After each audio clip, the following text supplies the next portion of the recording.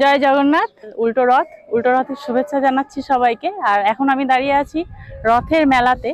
আর এই মেলাটা হচ্ছে কৃষ্ণনগর রবীন্দ্র ভবনের পেছনের মাঠটা, গাবতলা মাঠ বলে এটাকে। আর গভর্নমেন্ট কলেজের মাঠের পাশেই এই মাঠ।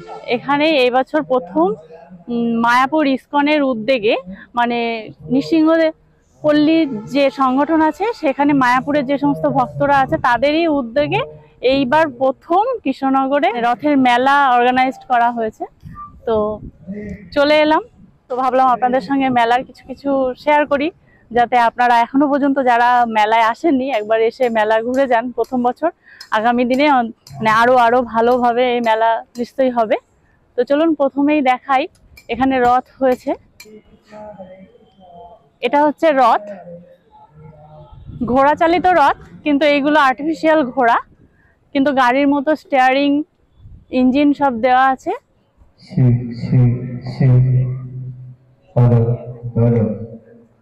আমাদের মায়াপুরের রথের মতোই বড়।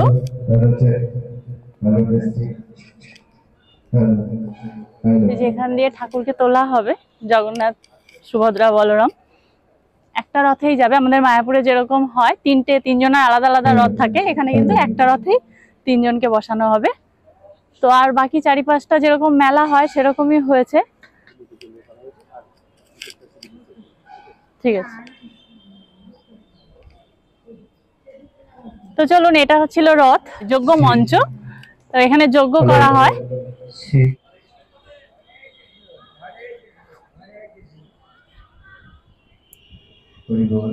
আচ্ছা, আজকে সন্ধ্যে 6টায় এখানে ঠাকুরের অভিষেক হবে 300 ভোগ দিয়ে। শ্রী শ্রী জগন্নাথ দেবের প্রথম বছর যেহেতু অভিষেক করা হবে, সন্ধ্যে 6টায় প্রচুর লোকের সমাগম হবে। আর সাংবাদিক বৈঠকও আছে, সেটা সবই 6টা থেকে। তো আমরা 6টার আগেই চলে এসেছি, আমরা থাকবো, আপনাদের সঙ্গে শেয়ারও করব। এখানে রয়েছে প্রসাদের জায়গা, মহাপ্রসাদ এখানে পাওয়া যাবে। আর এখানে এই যে বিভিন্ন রকম প্রোগ্রাম যে হচ্ছে, সেই স্টেজ করা রয়েছে, রেডি হচ্ছে। সন্ধ্যাবেলায় সব বিভিন্ন রকম প্রোগ্রাম আছে। তো দেখি আপনাদের সঙ্গে কতটা শেয়ার করতে পারি প্রোগ্রামের।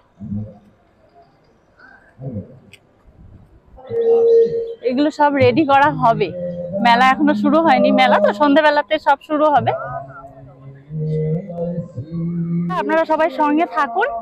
এরপরে যখন একটু পরে জগন্নাথ দেবের অভিষেক হবে, তো আমরা ডিটেলস আপনাদের সঙ্গে চেষ্টা করব পুরোটাই দেখানোর জন্য। তো সঙ্গে থাকুন, ভালো লাগবে।